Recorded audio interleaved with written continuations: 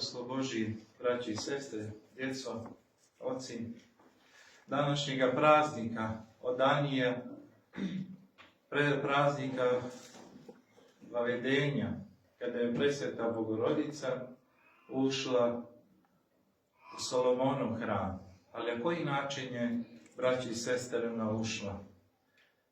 Vremešni roditelji Jakov i Jana došli su do stepenica koje su vodile ka hramu, a Bogorodica od 3 godine počela je sa takvom lakoćom da savlačuje te stepenice dok nije se popela, gdje je sačekao te godine prvosveštenik Zaharije, otac Jovana Krstitelja, i uveo je ne samo u svetinju, nego i u svetinju nad svetinjama. To što Bogorodica od 3 godine sa lakoćom savlačuje te stepenice i razvijala je sa lakoćom te vještine, te duhovni onaj život i ono na što je Gospod pripremao da bi njena utrba postala prestol Božji, tako i mi u našim malim životima, kao što znate, savlađujemo te korake i te životne stepenice na način što nam se roditelji obraćaju kroz igru, zato što nam se roditelji obraćaju jer se blesave sa nama, osmeh od uva do uva, i mi na taj način se učimo kako da prehodamo. Na taj način smo se naučili kako da govorimo, jer nam nisu rekli izbiću te ako ne prohodaš ili ako ne progovoriš, nego su se igrali sa nama. Tako predstava Bogorodice igrala se u hramu Solomonovom, u svetinju na svetinjama, i zato je kroz igru doživjela tu tajnu ljubavi Božje. Pa onda arhangel Gavrilo, kad je došao u Nazaretu, Bogorodice je bilo jasno to stanje. Iako se po prirodi ljudskoj malo stresla, iznenadila se pozdravom kad je arhangel Gavrilo rekao: raduj se, blagodatna Gospod je s tobom, blagoslovena si ti među ženama i plod utrbe tvoje. Ona kaže: otkud to može biti kad ja ne znam za muža? Arhangel Gavrilo kaže njoj: Duh Sveti siće tebe i sila Svevišnjega osjenit će te. I Bogorodica onda kaže: evo sluškinje Gospodnje, neka mi bude po riječi tvojoj. To stanje, te komunikacije, tog odnosa sa duhovnim svijetom, sa Božjim svijetom, blagoslovenim svijetom, Bogorodica ne bi razvila tu slobodu, vještine, te duhovne, tog odnosa, da nije kod dijete od 3 godine imala taj životni prostor božanskog prisustva. Tako i mi, kada u slobodi, kao djeca, razvijamo te životne vještine, pa mi ih razvijamo upravo zbog slobode, jer nisu naredbe, nego kroz igru smo savlađivali sve životne koje do dan danas vještine koristimo, to i se i hranimo, to se i grlimo, to se i ljubimo, to se i praštamo, sve smo naučili u prostoru duha slobode. I Crkva Božja slavi ovaj praznik i danas odanije Majke Božje iz kog razloga? Da nas poduči, nas roditelje, kako treba vaspitavati svoju djecu. Kako danas roditelji vaspitavaju svoju djecu? Ne vaspitavaju više kao Bogorodica što se vaspitavalo u hramu Solomonovom, nego kao radni zadaci. Po onoj maksimi, marksističkoj, rad je stvorio čovek. Pa kad roditelj dođe s posla, pa sa vrata kaže: kako je bilo u školu, kako je bilo u školu, kako je... Nema kad ni da zagrli, nema kad ni da poljubi, da se mazi, pa onda da se pođe, da se nešto pojede, pa tek ćemo onda pričati o tome kako je bilo u školi, kakvi su bili radni zadaci u školi, šta imamo za domaći.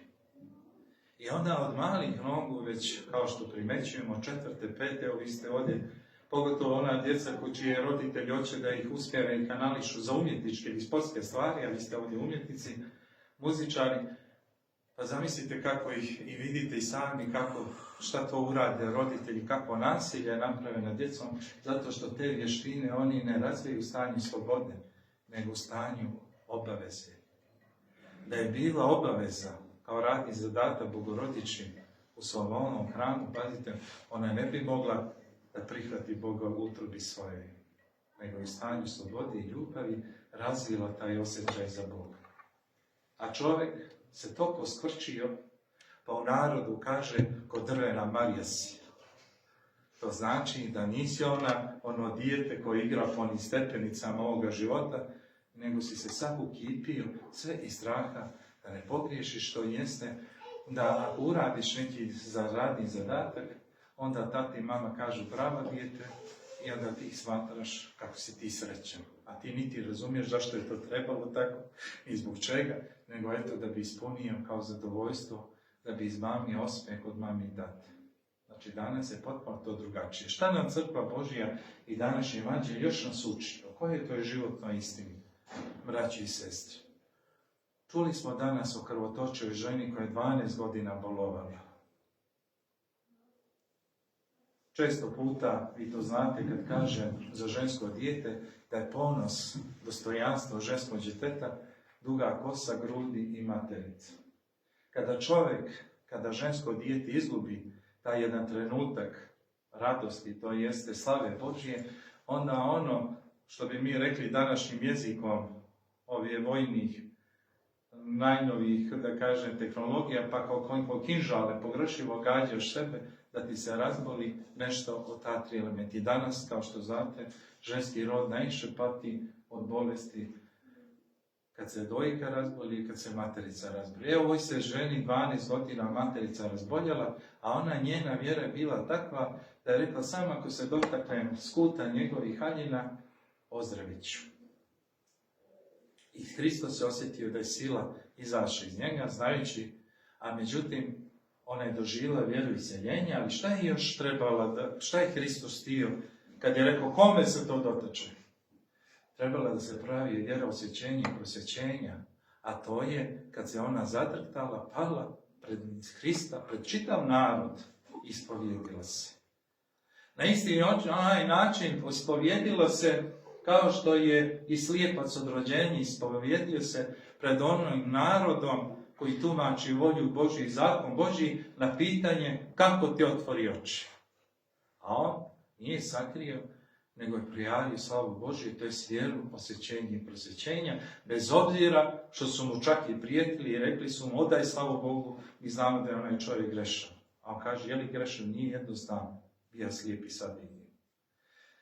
Upravo ta smjelost, kad je pred sistemima ovim životnim, tako i žena koja je bolovala tečenje krvi, ona je pred narodom rekla svoju muku, svoju bol, svoju nevolju, koju je patila 12 godina. A Hristos, šta je kaže na tu njenu vjeru? Ne boj se, kćeri, vjera tvoja spasla te. Koja je to vjera, braći i sestre? Vjera oboženja, to jeste vjera, ona dubljega stava na koje moramo da kod sebe, ono što kažem, izdešifrujemo. Ta vjera, dublja u nama, je vjera u odnosu prema Bogu, prema sebi i prema bližnjemu. Tako da tajna ovog evanđelja o krvotočivoj ženi govori upravo o toj vjeri iseljenja, osvećenja, prosvećenja i oboženja. I treća istina koja se danas otkrila, govori se o Jairovoj kćeri koja je umrla. Pa kažu, ne trudi učitelja, umrla je već. A Hristos, kad je ušao u kuću, a dozvolio je samo ocu i majci, Jakovu i Jovanu i Petru da uđu sa njim u kuću, šta je rekao Hristos? Nije umrla, nego spava. Dolaskom Hristovim, braćo i sestre, ljudi više ne umiru onom smrću, kako je to bilo u vrijeme praroditelja Adam i Eve, sve do pojave Hristove. I onda mi u crkvi, kada kažemo da se neko da je ispustio dušu, mi kažemo usnuo je u Gospodu taj i taj. Ne kažemo umro je, nego usnuo je u Gospodu, jer to stanje privremenog usnuća nije više ono stanje praroditeljske smrti, kada je demon imao vlast nad našom dušom. I Hristos upravo govoreći o tome da je Carstvo nebesko već stiglo i i da je među nama, pokazuje da čak i ova privremena smrt više nije ona smrt kada ne osjećamo milost Božju i ljubav Božju. Pa onda i u molitvi kažemo, kada nekoga ispraćamo, nastani ga umjesto svjetlom, umjesto otrova, gdje odbježe svaki bol, tuga i uzdisaj. Otkriva nam se dakle ova treća istina današnjeg evanđelja, istina crkve Božje, da privremena smrt je usnuće u Gospodu. Nije više ona smrt kada i usnemo u Gospodu, osjećamo milost Božju, osjećamo radost Božju, osjećamo ljubav Božju, ono isto stanje kao što osjećamo u svetoj liturgiji u toku svetog pričešća. Zato sa tim stanjem sve Božjeg prisustva u nama možemo da slavimo kao danas sveštoromučenike Klimenta Rimskoga ili Petra Aleksandrijskoga i sve svetitelje baš iz tog razloga što to naše privremena smrt je usnuće u Gospodu, u radosti, u zagrljaju Otca, Sina i Svetoga Duha, Bogu ljubavi, slavome neke slave i hvala uvijek. Amin. Srećan praznik.